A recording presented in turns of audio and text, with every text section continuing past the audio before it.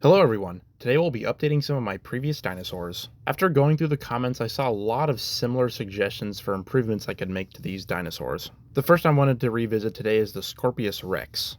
The suggestions I got for this one in particular was the tail design. Some of you pointed out that it doesn't have a lot of spikes on my build, but the actual dinosaur has a lot more. These two clip pieces were all I really had to represent those spikes, so I took them off and changed up the build a bit.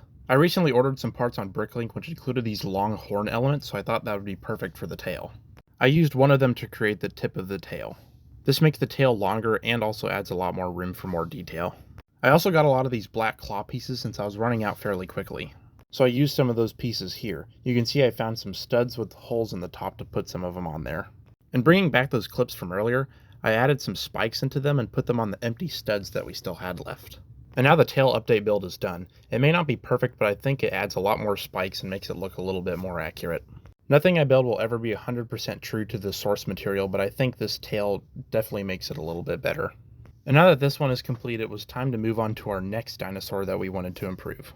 This one also got a lot of repeated comments asking for the same improvements. So here we'll be improving the DRex. Since I made this before the movie came out, I did not have a lot of references to go off, so there were some inaccuracies with my build. The issue that was pointed out the most was the two hands at the front. So I made up a new build to try to make it just a little bit more accurate. I was also very wrong about the size of the dinosaur itself. I will not be fixing that since it would require me to rebuild the entire thing.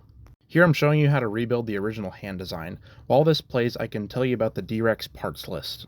In the description of this video, I'll leave a link to Bricklink's upload page, as well as the list itself. All you need to do is copy it and paste it onto the upload page and you'll have all the pieces you need there.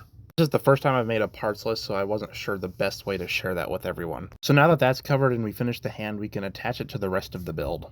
Thankfully, this hand still kept the dinosaur relatively stable. Another comment I saw was on the orientation of the hand itself. The DRex is seen walking on its knuckles in a lot of the clips. I never showed it doing that in my original video, but here you can see that it is still able to do it. And it works with my new design as well. And I do still think these hands could be better, but I'm not going to make any more complicated designs. But now that these front hands are done, we're almost done with all of my improvements. There's still one more thing I would like to tackle before moving on. There's a small claw on the back of each foot that I missed on my initial video. So here I'm going to add it only using two pieces. And since this will be the last thing that I'm changing, I thought I would save the easiest for last. All I had to do was attach this 1x1 clip piece to the back plates of the foot. And with that, all the improvements I was hoping to add to this dinosaur are complete. They're very small changes, but I think it adds to the overall look.